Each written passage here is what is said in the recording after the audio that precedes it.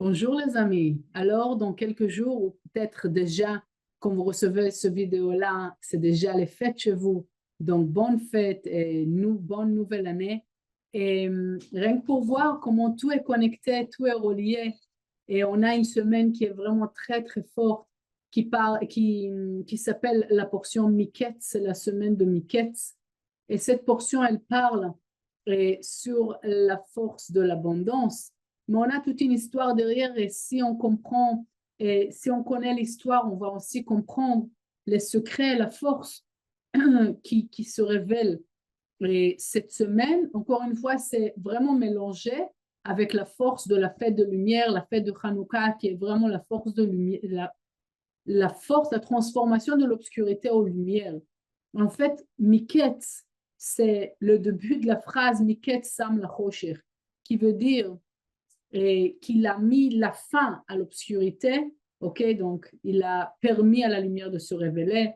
L'histoire de Yosef continue et la dernière fois, on s'est arrêté quand Yosef il est en prison et il interprète les rêves des deux ministres. Eux, ils sortent de prison et il dit au ministre des Boissons, m'oublie pas, ok? Et, et, mais effectivement, il a oublié de lui. Mais c'est normal. Donc, il y a toute une compréhension ici et il est au fond de prison pendant 2 ans. Il ne voit pas la fin, il ne sait pas comment il va sortir de là. Il y a un moment de doute, il y a un moment de désespération. Ok, là-dessus, on a parlé la dernière fois, mais il y a ici encore beaucoup de compréhension sur ce moment qu'il est tellement important.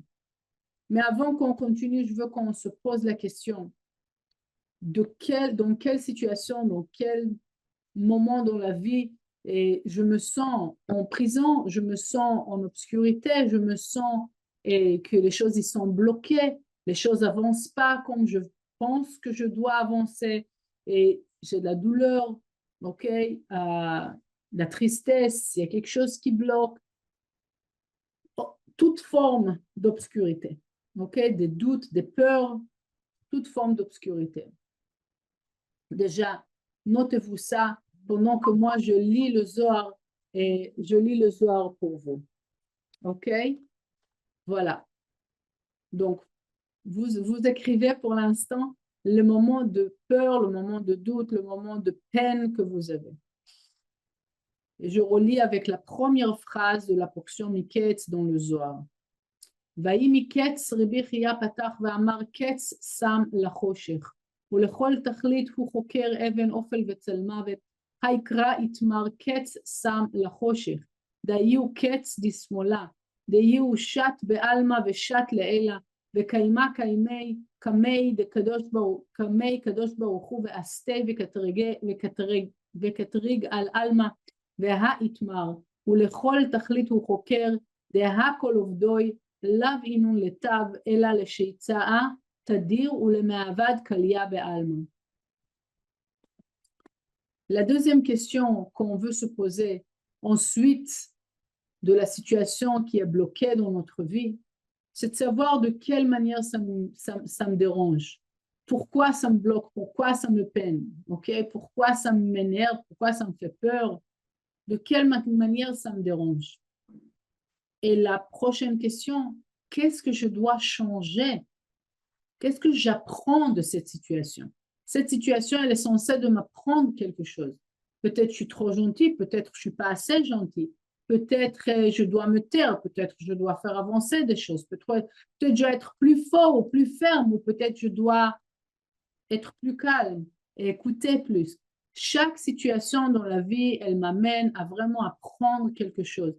Les problèmes qu'on va rencontrer dans la vie, ils vont jamais être là pour aucune raison.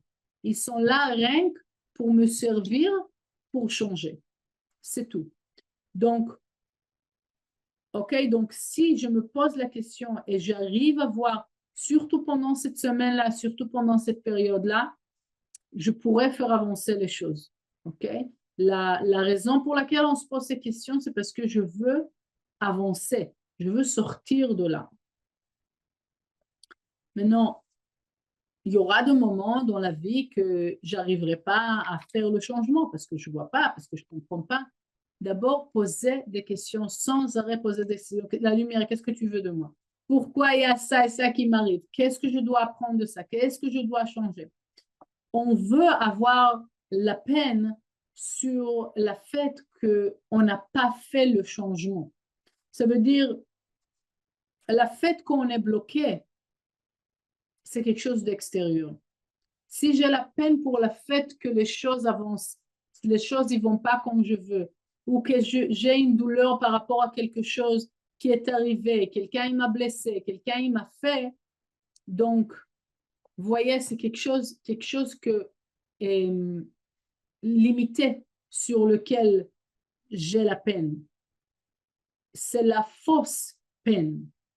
On veut être plus exact, plus précis, et on veut avoir la peine sur le fait que je n'ai pas changé les points qu'il fallait que je change.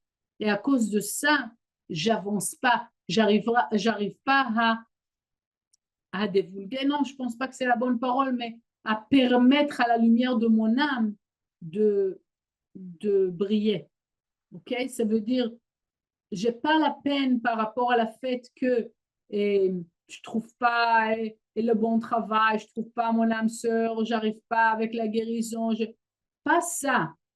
J'ai la peine que je change pas. Parce que je comprends que l'âme sœur, l'argent et la santé, la protection, tout ça, c'est rien parce que je change pas.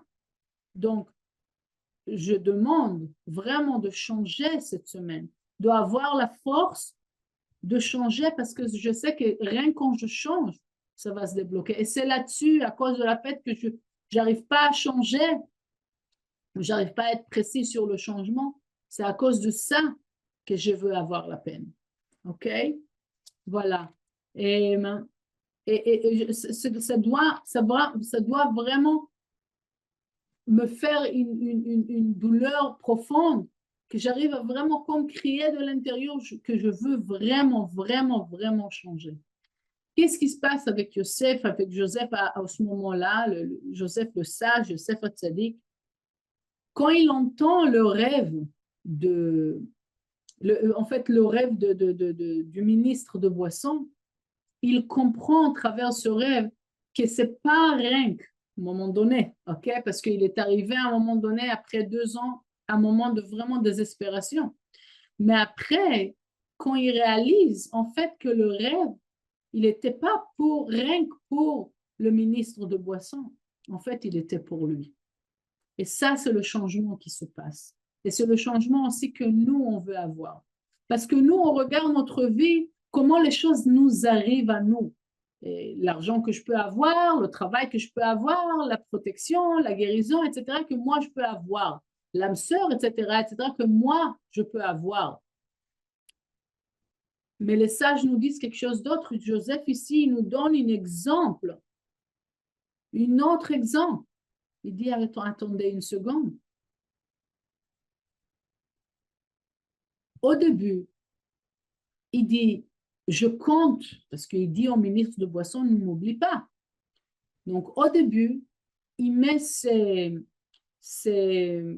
tous ses points, toute sa tête dans les mains du ministre de Boisson. OK?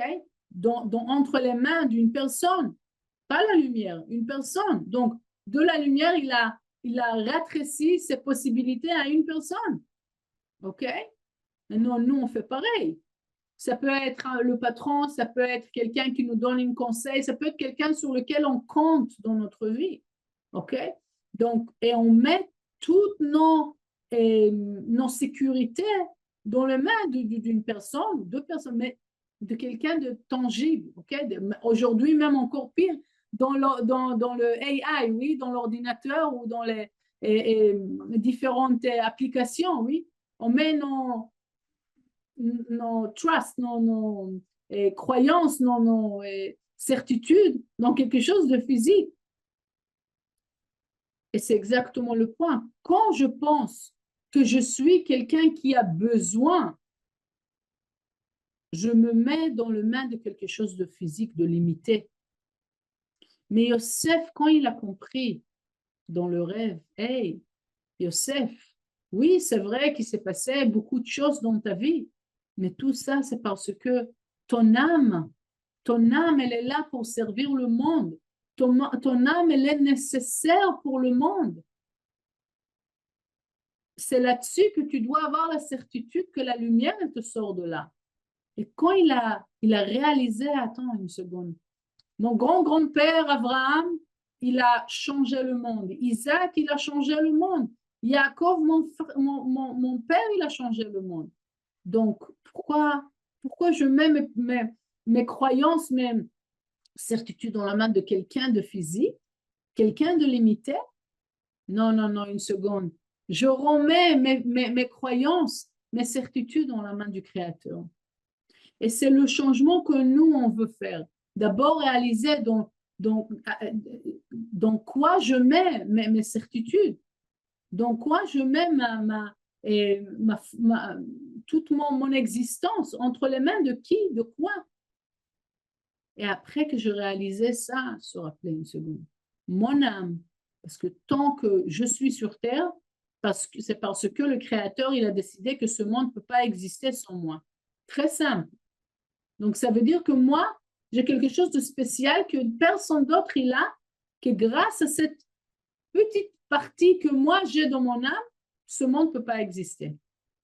Si c'est comme ça, alors je compte sur la lumière qui va me ramener à le meilleur endroit, parce que c'est clair qu'il n'y a rien de mal qui va m'arriver, sauf si je crois que c'est mal. OK? Donc, du coup, c'est qu'est-ce qui s'est arrivé à Yosef? Donc, du moment le plus bas de la dépression, pas la dépression,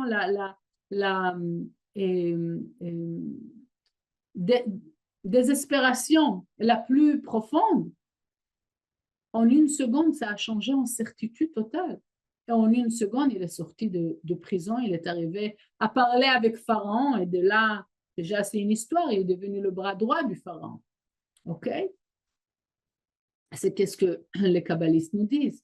Une personne qui est capable de voir la lumière qu'il a dans son âme, il sera capable aussi de tirer des miracles infinis. Donc ça touche aussi la force de la portion, mais aussi la force de Hanouka, qui avec les bougies de la fête de Hanouka, on pourra vraiment voir la lumière qu'on a à l'intérieur de nous, la lumière de notre âme. Mais ça ne suffit pas, parce que qu'est-ce qui est très important pendant cette semaine-là, cette période-là, c'est le partage. Quand je partage sans limite, ça veut dire, qu'est-ce que ça veut dire sans limite? Chacun qui va me demander, je donne, non. Mais je veux donner, c'est moi qui est proactivement, je partage. Donc cette semaine et la semaine prochaine, c'est 2 semaines que chaque action de partage que vous faites, ça allume encore plus fortement la force de votre âme. Ça change encore plus fortement l'obscurité en lumière. Chaque don que vous faites, ok, pendant cette période, pendant cette semaine-là et la semaine prochaine, ça transforme toute l'obscurité, une partie de l'obscurité ou toute l'obscurité à la lumière qu'elle peut révéler. Donc, on dit 2 choses. Un, c'est je sais que j'ai la force à l'intérieur de moi, que ce monde ne peut pas sans ça. La deuxième chose, c'est la force du don. Ça veut dire à chaque fois que je fais un don, encore une fois, cette semaine prochaine, c'est 2 semaines très, très fortes parce qu'on a la force de Miketz, la force de Hanouka et la force aussi, ce samedi-là, on va bénir le mois de Capricorne, c'est tout le mois de l'abondance. Donc, on a vraiment toute cette période-là, elle est reliée vraiment, elle est à 100% avec la force de l'abondance. Donc, chaque don qu'on est en train de faire pendant ces 2 semaines-là, ça prend toute l'obscurité, ça transforme en lumière éternelle. Bien sûr, quand on parle sur lumière, donc ça ouvre aussi toutes les portes de l'abondance. OK, c'est clair. C'est un non plus. OK. Donc, on retourne. Maintenant, pour fermer toute la boucle d'obscurité aux lumières, c'est dit, Michael Berg nous raconte, et encore une fois, je vous conseille d'écouter la source. les vidéos de Michael sur les portions de la semaine. Et il nous dit que depuis la création du monde, Hanouka, la fête de Hanouka, elle existe. OK? C'est le lien entre la portion et la fête. Et qu'est-ce qui s'est passé? C'est que Adam, après qu'il a fait la faute, il a vu que le soleil, il se couche de plus en plus vite. Ça veut dire que l'obscurité, elle prend le relais de plus en plus. Donc, il a pensé que c'est la fin du monde. Et quand il est arrivé à la période de Hanouka, il s'est arrêté et il a jeûné pendant 8 jours. Et ensuite, quand il a vu qu'après Hanouka, l'obscurité, elle rétrécit de nouveau, il a compris que c'est le cycle de l'année. Il n'a pas compris au début. C'est nouveau pour lui, le monde. Et ensuite, l'année d'après, il a pris ces 8 jours-là et il a fait toute une fête. Il a re-relié avec la force de Hanouka. Donc, qu'est-ce qu'on apprend de ça? Très, très, très important. Nous, on cherche rien que la lumière, comment je peux me remplir? Non. Ça, c'est peut-être certain, mais c'est pas ça qui va nous ramener, qui va nous ramener vers la vraie lumière, la lumière profonde, la lumière éternelle, la lumière qui continue. Les kabbalistes nous apprennent à chercher l'obscurité. On ne veut pas avoir peur de l'obscurité. L'obscurité fait partie de cette vie, mais si je n'ai pas peur de cette obscurité, si j'utilise cette obscurité comme un moment travers lequel je peux rallumer la lumière éternelle, donc j'apprécie, je commence à apprécier, je commence à chercher cette obscurité parce que je sais que chaque moment d'obscurité, il va me ramener à allumer une lumière encore plus forte de la lumière que j'avais avant.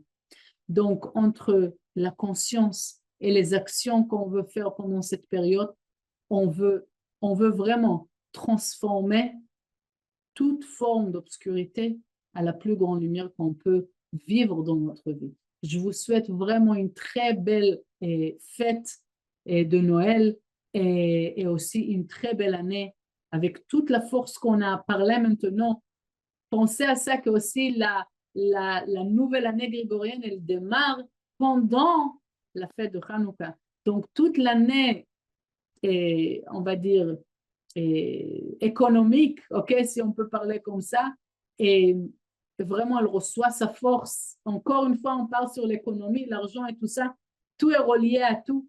Elle reçoit la force de cette période-là.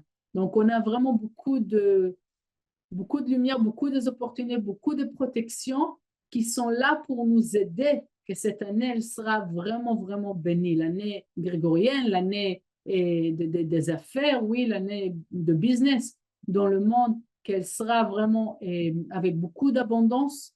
Mais encore une fois, ça dépend de nous, la conscience et les actions qu'on fait. Donc, je vous souhaite vraiment une très belle fête et une très belle année.